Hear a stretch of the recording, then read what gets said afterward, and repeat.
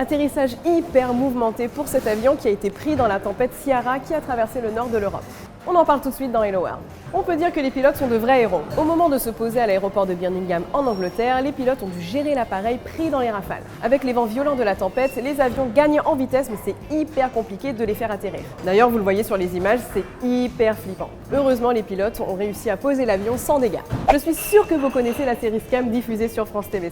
Après avoir abordé le harcèlement, la religion, l'homosexualité, les troubles mentaux, la nouvelle saison s'intéresse au monde des sourds. J'ai rencontré deux acteurs de cette saison 5, Winona Guillon et Lucas Wilde, qui interprètent Noé et Camille. Dans la série, ils interprètent deux jeunes sourds qui vont guider Arthur, le personnage principal, dans sa surdité soudaine. C'est les TV de la semaine. Salut Lucas, Winona. Qu'est-ce que ça représente pour vous d'aborder le sujet du handicap invisible dans la série Scam ?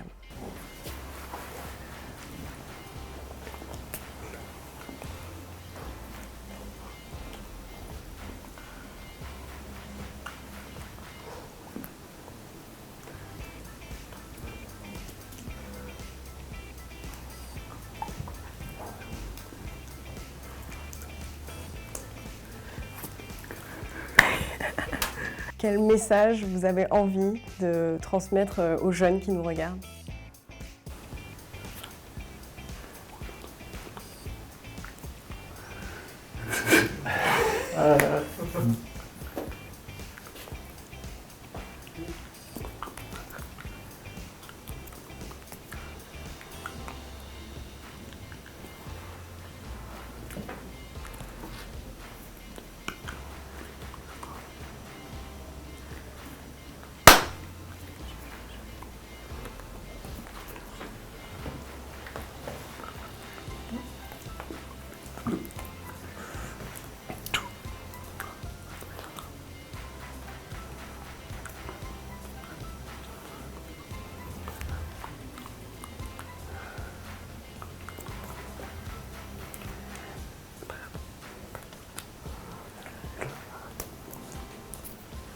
Le 6 février dernier, c'était la journée internationale de lutte contre l'excision. Cette mutilation sexuelle féminine est encore largement pratiquée dans certains pays.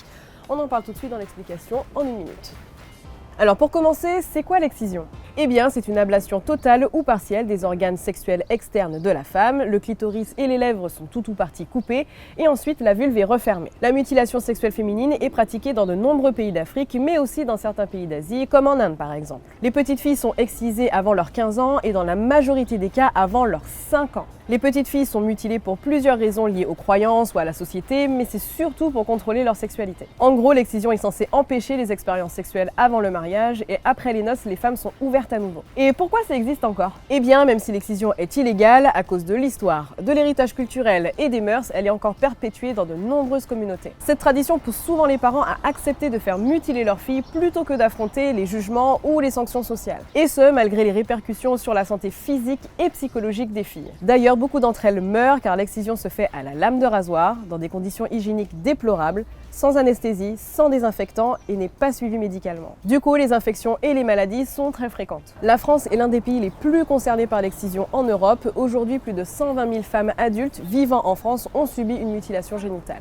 Heureusement, maintenant, il existe une chirurgie réparatrice permettant aux femmes excisées de retrouver une sexualité et leur dignité. Si le sujet vous intéresse, rendez-vous sur la page Instagram de Période, @PériodStudio. On va maintenant parler de Chen Qiushi, qui est un journaliste citoyen chinois qui s'est rendu rapidement dans la ville de Wuhan après les premiers cas de coronavirus.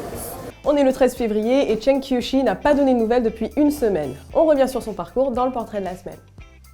Ce journaliste citoyen documentait la situation à Wuhan en publiant du contenu sur les réseaux sociaux. Il était arrivé dans la ville qui a vu naître la maladie avec les derniers trains avant la mise en quarantaine. Depuis, il était basé sur place et rendait compte de la situation. Pendant 2 semaines, il a publié de nombreuses vidéos en parcourant la ville contaminée par l'épidémie. Dans ces vidéos, on pouvait voir à quel point les hôpitaux étaient débordés, le manque de médecins et de moyens.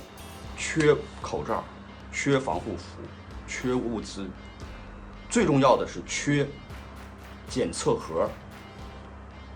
没有检测盒没法确诊，就只能一次在家里隔离。 Chen Qiushi parlait d'une ville fantôme aux rues dépeuplées et ne manquait pas de dénoncer le fait que les hôpitaux étaient incapables de prendre en charge les malades. Le journaliste était sous surveillance et il le savait, mais il n'avait pas peur de parler de ce qu'il se passait. Il faut savoir qu'en Chine, les médias sont très contrôlés et que certains réseaux sociaux sont même interdits. À ce jour, le dernier témoignage de Chen Qiushi date du 4 février et ses proches n'ont plus eu de ses nouvelles depuis le 6. Sa mère a lancé une alerte sur les réseaux sociaux chinois et de son côté, la police de Wuhan a demandé aux autorités de la province de s'expliquer.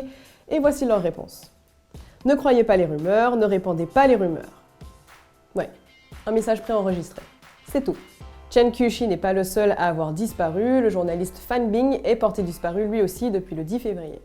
C'est le sujet pour lequel vous avez voté la semaine dernière. Ce coyote et ce blaireau chassent ensemble la nuit entre potes. Ils ont été filmés dans la baie de San Francisco en Californie. C'est connu, les études montrent que les coyotes et les blaireaux chassent ensemble puisqu'ils mangent les mêmes proies. Mais c'est la première fois que les deux espèces sont filmées ensemble. Les caméras ont d'ailleurs été installées là afin de mieux comprendre les comportements des animaux face aux structures aménagées au bord des routes par l'homme. L'association qui a installé ces caméras a constaté que les animaux trouvent instinctivement les passages les plus sûrs. Des passages qui sont d'ailleurs essentiels à la survie de certaines espèces qui se déplacent selon les saisons pour se nourrir ou se reproduire. À cause de l'urbanisation et du dérèglement climatique, certaines d'entre elles pourraient disparaître sans l'aide de ces installations.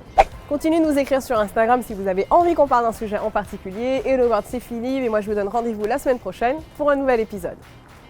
Cheers!